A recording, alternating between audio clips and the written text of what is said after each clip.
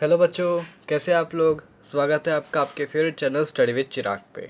ठीक है, तो हमने पिछले वीडियोस में हमने हमने force and loss of motion देखे थे, मोशन भी देखा था। ठीक है, तो आज हम इस वीडियो में हम ग्रेविटेशन शुरू करने जा रहे हैं, जो कि थोड़ा बहुत क्या बोलते हैं, बहुत इंपॉर्टेंट चैप्टर है। क्योंकि 11th में इसके ऊपर पूरा एक चैप्टर बना हुआ है ग्रेविटेशन के ऊपर, है ना।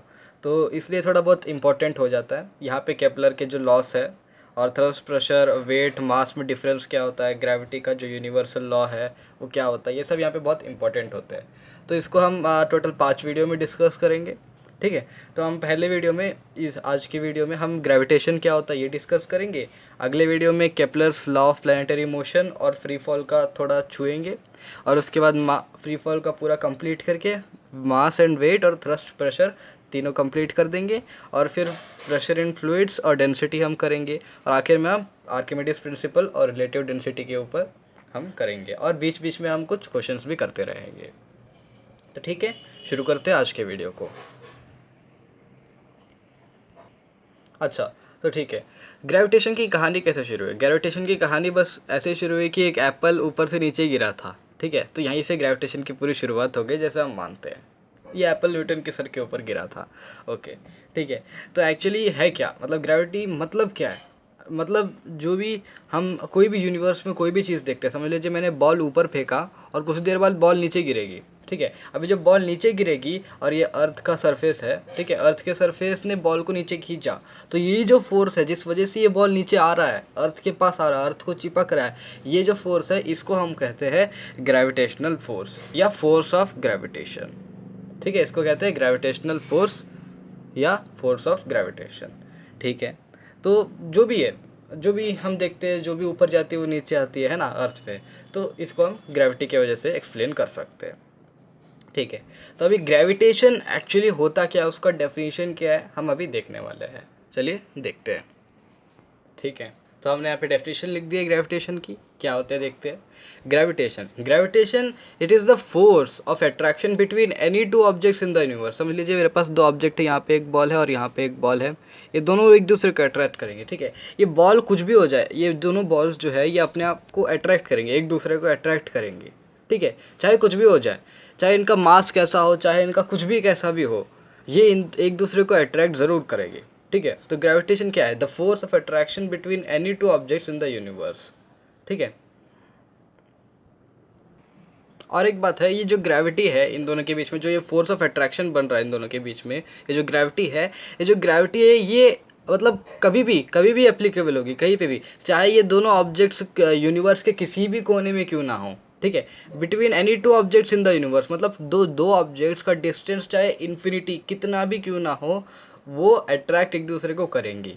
ग्रेविटी हर जगह एप्लीकेबल है। ठीक है, वो यूनिवर्स में कहीं पे भी हो, कितनी भी दूर क्यों ना हो, उनका मास कितना भी छोटा कितना भी बड़ा क्यों ना हो, वो एक दूसरे अट्रैक्ट ज़रूर करेंगे। यहाँ पे फ्रिक्शन का कोई लेना देना नहीं है, ग्रेविटी में फ्रिक्शन का कोई लेना देना नहीं है, जब तक वो ऑब्जेक्ट अर्थ के एटमॉस्फेयर में ना हो। क्योंकि फ्रिक्शन एटमॉस्फेयर देता है ना, एटमॉस्फेयर का जो प्रेशर है उसमें जो गैस है वो देते हैं। ठीक है, ग्रेविटी बिल्कुल अफेक्ट नहीं होती, ग्रेविटी हमेशा सेम ही रहती है हर जगह। ठीक है, लेकिन जो फ्रिक्शन है उसकी वजह से उसका डिले हो सकता है। ठीक है, बस वही था। और यहाँ पे हम लिख सकते हैं gravity is not affected by the length, the distance, not affected by the amount of distance. मतलब वो अफेक्ट तो होती है कि ग्रेविटी कम हो सकती है, बड़ी हो सकती है, लेकिन ज़ीरो कभी नहीं हो सकती। ग्रेविटी कभी भी ज़ीरो नहीं हो सकती, वो हमेशा कुछ ना कुछ रहेगी ही रहेगी। ठीक है, क्योंकि हर चीज़ में मास होता है। ठीक है, जिस चीज़ में मास होता है वो एक दूसरे को अट्रैक्ट करेगा, ये लॉ है। ठीक है, अब आगे बढ़ते हैं यूनिवर्सल लॉ ऑफ ग्रेविटेशन पे। चलिए, ठीक है, तो हर लॉ की तरह इसका भी स्टेटमेंट देख लेते हैं हम। ठीक है, हर लॉ में हमने देखा कुछ ना कुछ स्टेटमेंट होता है, इसका भी एक स्टेटमेंट है, क्या है देखते हैं। देखिए, ये स्टेट करता है, it states that the attractive force, हमने यहाँ पे एक डायग्राम फिर से बना लेते हैं। यहाँ पे ये बॉल है और ये दूसरा बॉल है, ये दोनों एक दूसरे को अट्रैक्ट कर रहे हैं। ठीक है, इसको ए नाम दे देते, इसको बी नाम दे देते। ठीक है, it states that the attractive force between any two objects in the universe, any two objects in the universe जो हम जानते हैं, is directly proportional। Directly proportional का सिंबल क्या था, ये है डायरेक्टली प्रोपोर्शनल का सिंबल। ठीक है, इसको पूरा कर देंगे तो इन्फिनिटी हो जाएगा, उसमें थोड़ा सा हम काट देंगे। ठीक है, directly proportional to the product of their masses, product of their masses, इसका मास मैं मान लेता हूँ m1, ये है m2, ठीक है। तो क्या हो जाएगा यहाँ पे, हम उसका इक्वेशन भी साथ में मिला बनाते चलते हैं, ठीक है। उसका इक्वेशन भी साथ में बनाते चलते हैं हम। यहाँ पे F is directly proportional to, F is directly proportional to क्या बोला उसने, बोला proportional to the product of their masses, product of this masses, मतलब m1 into m2, m1 into m2, m1 into m2, and F is directly proportional या inversely proportional, inversely proportional यहाँ पे 1 by डाल देंगे, inversely proportional to the square of the distance, distance मान लेते हैं r है, ठीक है, r है, तो डिस्टेंस का स्क्वायर ना, डिस्टेंस का स्क्वायर, तो हम कैसे लिखेंगे इसको, लिखेंगे 1 बाई r स्क्वायर, ये हो जाएगा इसका डिस्टेंस का स्क्वायर, ठीक है, ठीक है। तो हमने यहाँ तक कर दिया, ठीक है। अब एक बात बोलने वाली है कि जब भी हम इस प्रोपोर्शनलिटी साइन को हटाते हैं ना, देखो अभी प्रोपोर्शनलिटी साइन जब तक हम रखेंगे ये दिखने में अच्छा नहीं लग रहा, हमको इसको पूरा मिला देना है, ठीक है। सिंपल हम इसको पूरा मिला सकते हैं, सिंपली हम इसको पूरा मिला सकते हैं। हम लिख सकते हैं F is directly proportional to m1 into m2 by R square, ठीक है, पूरी तरह मिल गया। बट ये जो प्रोपोर्शनलिटी सिंबल है ना, इसको हमको हटाना है, इसको हटाना है, ठीक है। इसको कैसे हटाते हैं, इसको हटाने के लिए हमें कांस्टेंट लगाना पड़ता है। अब वो उस कांस्टेंट का वैल्यू क्या होगा, ये हमको एक्सपेरिमेंटेशन से ही मिल सकता है, ये हम ऐसे ही नहीं बोल सकते, उसके लिए एक्सपेरिमेंट करना पड़ेगा और फिर जाके हमको उसका वैल्यू मिलता है, तो ठीक है। इसमें भी एक कांस्टेंट लगेगा, वो कांस्टेंट का वैल्यू, जब वो कांस्टेंट लगाते तो यहाँ पे इक्वल टू साइन हम लगा सकते हैं, ठीक है। तो कांस्टेंट है g, ठीक है, g है g multiplied by m1 into m2 by R square, ये हो गया हमारा फोर्स, ग्रेविटी का फॉर्मूला, ठीक है, ग्रेविटेशनल फोर्स का formula, m1 into m2 by R square into G है यूनिवर्सल, इसको बोलते हैं, इसको यूनिवर्सल ग्रेविटेशन कांस्टेंट बोला जाता है, ठीक है। इसका एक पर्टिकुलर वैल्यू है, उस वैल्यू को हमें याद करना पड़ेगा, ताकि वो वैल्यू से हम बाकी के क्वेश्चंस बना सकें, ठीक है। तो बताइए तो उसका वैल्यू क्या है, ठीक है। तो जी का वैल्यू है 6.67 इंटू 10⁻⁻11, ठीक है, -11, ठीक है। आपने पहले देखा होगा एवोगाड्रो नंबर, एवोगाड्रो नंबर का क्या था, एवोगाड्रो नंबर का क्या था, मतलब उसको क्या बोलते थे, उसका आंसर क्या था, एवोगाड्रो नंबर को हम क्या बोलते थे, 6.022 इंटू 10⁻23, है ना। वैसे यहाँ पे भी सिंपल है, वैसे याद कर सकते हो, 6 पॉइंट तो दोनों में ही है, ठीक है। लेकिन यहाँ पे 6.67 इंटू 10⁻⁻11 न्यूटन मीटर स्क्वायर पर केजी स्क्वायर, ठीक है। यहाँ पे वैल्यू चेंज भी हो सकती है, किसी किसी बुक्स में हो सकता है 6.66 या कुछ अलग भी हो सकता है, ठीक है। लेकिन बेसिकली हम यही लेते हैं, 6.67 ही लेते हैं, ठीक है। ये इसी को ज़्यादातर हम प्रेफरेंस देते हैं, ये ज़्यादा बेटर होता है, इसी को लेना चाहिए ज़्यादा। बट आपके कैलकुलेशन के हिसाब से ये आप इसका वैल्यू कैसा भी ले सकते हैं, ठीक है। आपके कैलकुलेशन को इजी करने के लिए अगर आप इसको 6 लेना चाहते हैं तो वो ले सकते हैं, ठीक है। वो आपके टीचर के ऊपर डिपेंड करता है, आपका टीचर कैसे चाहती है उसके ऊपर ये सब डिपेंड करता है, ठीक है। आगे बढ़ते हैं। अभी एक छोटा सा चीज़ हमको करना बाकी है, ये क्या बाकी है, मतलब ये जो जी का ये जो चीज़ है ना, ये जो चीज़ है ना, ये वाला, ये क्या है, ये क्यों आया, कैसे आया, ये कैसे आया, बस छोटा सी कहानी है, बता देता हूँ आपको। ज़्यादा कुछ नहीं, हम बस फॉर्मूला से उसको निकाल देंगे, ठीक है। हमारा है F equals G into m1 into m2 by R square, ठीक है। अब ये जी का हमको निकालना, जी इक्वल टू लिखा है ना, तो जी का निकालना पड़ेगा। अब जी को निकालने के लिए हम क्या करेंगे, F को इधर लेके आएंगे, जी को उधर भेजेंगे, ठीक है। अब ये कैसे करेंगे देखते हैं, ठीक है। अब समझ लीजिए ये जो m1 into m2 by R square, ये जो पूरा है ये x है और g एक कांस्टेंट है और ये f इक्वेशन का उस तरफ है। अगर इक्वेशन में ऐसा कुछ होता, फॉर एग्जांपल आपका इक्वेशन ये दिया हुआ है, ठीक है, ये है आपका इक्वेशन, तो अभी आप 2 को कैसे निकालते हैं, हम क्या करते हैं, 2 इक्वल्स क्या 1/x, यही करते हैं हम, ठीक है। अब यही चीज़ यहाँ पे भी हम करने वाले हैं, ठीक है। ये सिंपल इक्वेशन के लॉस के हिसाब से, तो क्या हो जाएगा, यहाँ पे हो जाएगा g इक्वल्स फोर्स बाय क्या, m1 into m2 by R square, ठीक है। अब ये ऊपर उठ जाएगा, इन्वर्स हो जाएगा, मल्टीप्लाई करेंगे तो, ठीक है। तो क्या हो जाएगा, g equals f into R square by m1 into m2, ठीक है, ये हो जाएगा। अब ठीक है, अब हम ये जानते हैं ये सब हो गया। अब इसका हमें यहाँ तक आना है, यहाँ तक कैसे आएंगे, इसको सारा वैल्यू पुट कर देंगे। फोर्स का क्या है, फोर्स को हम क्या ऐसा यूनिट है, फोर्स का ऐसा यूनिट क्या है, वो है न्यूटन, ठीक है, इनटू ये आर क्या है, डिस्टेंस है, डिस्टेंस का ऐसा यूनिट मीटर, मीटर लिख दिया, मीटर का क्या स्क्वायर, स्क्वायर लिख दिया, यहाँ पे स्क्वायर है ना इसलिए। अब ये m1 into M two, m1 into M two, m1 क्या है kg, ये क्या है kg, ऐसा यूनिट क्या है kg, kg ठीक है। तो kg इंटू kg क्या होता है, kg स्क्वायर होता है, ठीक है, the whole by kg square. तो यहाँ पे पूरा यूनिट निकल के आता है nm स्क्वायर पर kg स्क्वायर, ठीक है, nm स्क्वायर पर kg स्क्वायर आ गया हमारा। nm मतलब n इंटू एम, ठीक है, हो गया। अब आगे बढ़ते हैं कि ये क्यों इम्पोर्टेंट है, ठीक है, बढ़ते आगे, ठीक है। ये g का वैल्यू जिसने कैलकुलेट किया था ना, ये g का वैल्यू 1731 से 1810 के बीच में, ठीक है, इस समय पे एक आदमी थे, ठीक है, उनका नाम क्या था, उनका बर्थ और डेथ डेट है, ठीक है, वो कौन थे, वो थे हेनरी कैवेंडिश, ठीक है, Henry Cavendish, DISH, Henry Cavendish. इन्होंने एक बहुत सटीक बैलेंस लेके ये जो जी है, कैपिटल जी है, यूनिवर्सल ग्रेविटेशन कांस्टेंट, इसका वैल्यू कैलकुलेट किया था, जो कि है 6.67 इंटू 10⁻⁻11, ठीक है, इसको कैलकुलेट किया था बहुत सेंसिटिव बैलेंस के साथ, ठीक है। वैसे ये चीज़ आपको याद करने की ज़रूरत नहीं है, लेकिन फिर भी अगर किसी कॉम्पिटिटिव एग्ज़ाम्स में अगर आपको पूछ दिया गया कि इसको वैल्यू किसने कैलकुलेट किया था, तो आप बोल सकते हैं हेनरी कैवेंडिश। बस मतलब याद करने की बिल्कुल ज़रूरत नहीं है, ये ऐसे आता भी नहीं है, लेकिन for your instance of learning मैंने बता दिया, ठीक है।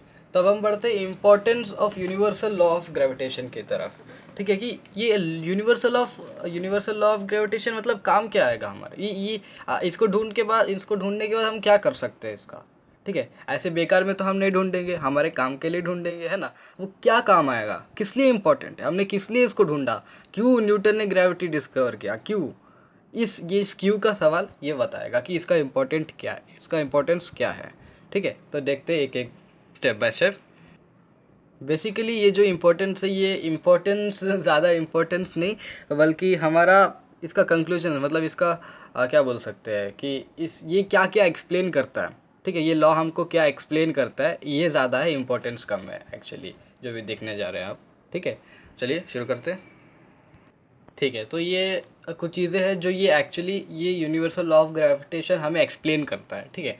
The force that binds us to earth, ये हम आराम से जानते हैं, ग्रेविटी की वजह से हम चिपके रहते हैं अर्थ से, है ना। अर्थ के ऊपर एक आदमी तब तक खड़ा रह सकता है जब तक ग्रेविटी है, ठीक है। ग्रेविटी किस लिए, मास के वजह से। नेक्स्ट, मोशन ऑफ मून, ये हम आराम से जानते हैं, मून किस वजह से घूमता है, ग्रेविटी की वजह से, ग्रेविटी उसको अपने पास बांधे रखती है, ठीक है। और नेक्स्ट है motion of planets, motion of moon almost same ही है, ठीक है। प्लैनेट्स का जो पेरेंट है वो सन होता है, मून का पेरेंट जो है वो अर्थ होता है या अदर प्लैनेट्स, ठीक है। Next, the occurrence of tides, ये थोड़ा इंपॉर्टेंट है। अकरेंस ऑफ टाइड्स माने जब हम देखते हैं, मतलब ऐसा क्यों होता है कि मून की वजह से टाइड्स बढ़ जाता है ना, ऐसा क्यों क्यों होता है। समझ लीजिए ये हमारा सी बेड है और ये हमारे एक टाइड बन गई ऐसे, ठीक है, एक टाइड है। नेक्स्ट, अब यहाँ देखते हैं, यहाँ पे हमारा मून है, ठीक है। अब जब मून एग्जैक्टली ओवरहेड होता है तो वो जो है ना टाइड को ऊपर खींचता है, और मून यहाँ पे होता है, और तो मून को नीचे खींचता है, मून टाइड को ऊपर खींचता है। जब मून टाइड को ऊपर खींचता है तो जो जिस तरह से वो टाइड चल रहा था, मतलब उसको जाना था ऐसे, लेकिन जबकि मून उसको खींच रहा है तो वो उठ गया ऐसे, और ऐसे टाइड बने।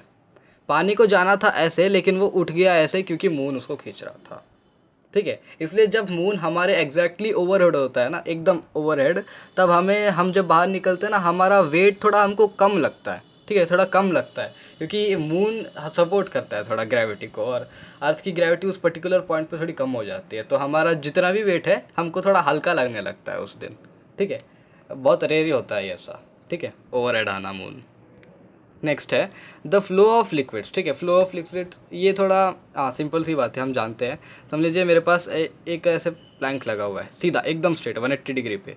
मैंने यहाँ पे पानी डाल दिया, पानी बिल्कुल नहीं हिलेगा। इसको मैंने 1 डिग्री से हल्का सा नीचे रोटेट कर दिया, 1 डिग्री, बस 1 डिग्री से, ठीक है। ये एंगल कितना है 1 डिग्री, 1 डिग्री, ठीक है। तो पानी इधर फ्लो होगा, क्यों होगा, क्योंकि ग्रेविटी यहाँ पे है, ठीक है, ग्रेविटी उसको यहाँ पे खींच रही है और पानी इधर ही आएगा, ठीक है। तो ये 1 डिग्री से टिल्ट होने पे ही पानी नीचे आ जा रहा है, क्यों आ रहा है? क्योंकि ग्रेविटी उसको खींच रही है, ठीक है। तो ये इससे एक्सप्लेन होता है। अब इसी चीज़ से हम ये जो चीज़ है ना, द मोशन ऑफ मून, ठीक है, इसको देखेंगे। द मोशन ऑफ मून, ठीक है। एक बात समझ में आई कि मून क्यों ऐसा हो रहा है, मून का मोशन कैसे एक्सप्लेन कर रहा है? यहाँ पे आपने सोचा कैसे एक्सप्लेन किया? हम बोलते हैं ग्रेविटी की वजह से ऐसा हो रहा है, ऐसा हो रहा है, ऐसा हो रहा है, लेकिन क्यों हो रहा है, कैसे हो रहा है? देखिए, अगर एक आदमी है, वो खड़ा है, ठीक है, और वो हाथ में रस्सी पकड़ा है और उस रस्सी में पत्थर बंधा हुआ है, ठीक है। वो आदमी उस पत्थर को घुमा रहा है, गोल गोल गोल गोल गोल गोल, वो पत्थर उसी ऑर्बिट में घूम रहा है, ठीक है, उसी ऑर्बिट में घूम रहा है, ठीक है। तो अब ये पत्थर ऑर्बिट में आ गया एग्जैक्टली लाइक मून, और आदमी क्या अर्थ रिसेंबल करता है और पत्थर मून को रिसेंबल करता है।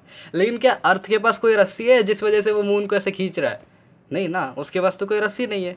तो कैसे कैसे मून ऑर्बिट में घूम रहा है? वही चीज़ हम देखेंगे, ठीक है। उसके लिए एक कॉन्सेप्ट डेवलप करने के लिए हम देखेंगे कि ये फोर्स हेल्प कैसे करता है, ठीक है। ठीक है, ये अर्थ है और ये मून है, ठीक है। अब अर्थ मून को खींच रहा है, मून अर्थ को खींच रहा है, ठीक है, दोनों एक दूसरे को खींच रहे हैं, फोर्स ऑफ अट्रैक्शन है दोनों के बीच में। अब जब ये फोर्स ऑफ अट्रैक्शन है, क्या आपने सोचा कभी क्या ये फोर्स ऑफ अट्रैक्शन की वजह से ये मून घूमेगा घूमेगा घूमेगा? ये मून घूम क्यों रहा है? इसको तो ऐसे सीधा आके अर्थ से भिड़ जाना चाहिए था ना, अर्थ से भिड़ जाना चाहिए और पूरा धुआंधार होना चाहिए था ना, मतलब पूरा एकदम ब्लास्ट हो जाना चाहिए, अर्थ और मून दोनों मिलके एक दूसरे के साथ भिड़ जाने चाहिए ये दोनों। लेकिन क्यों नहीं भिड़ रहे? इसका रीज़न है ये एक दूसरे को खींचते हैं, लेकिन यहाँ पे एक और चीज़ भी होती है, ठीक है। एक और चीज़ क्या होती है? ये जो फोर्स है ना, ये जो फोर्स ये एक दूसरे के ऊपर डाल रहे हैं ना, ये जो फोर्स है, ये फोर्स को एक अलग चीज़ में हम कन्वर्ट कर सकते हैं। तो किस चीज़ में कन्वर्ट? इस फोर्स को यहाँ पे आने, इस तरफ जो वेलोसिटी, इस वेलोसिटी को छोड़ के हम इस फोर्स को इस तरफ की वेलोसिटी में कन्वर्ट कर सकते हैं। और ये इस तरफ की वेलोसिटी जो है, यही होती है जिस वजह से ये मून इस तरफ जाता है। बट इस तरफ जाता है तो मून यहाँ पे सीधा भाग जाना चाहिए था, नहीं, क्यों नहीं भागता? क्योंकि ये जो फोर्स है, ये दोनों को बराबर इक्विलिब्रियम बनाए रखती है, और इसी को हम कहते हैं सेंट्रीपिटल फोर्स। यहाँ पे ग्रेविटेशनल फोर्स सेंट्रीपिटल फोर्स की तरह भी एक्ट करती है, और ये जो फोर्स है, ये फोर्स उस धागे की तरह एक्ट करती है जो इस बच्चे ने पकड़ रखा है और इस पत्थर को घुमा रहा है, ठीक है।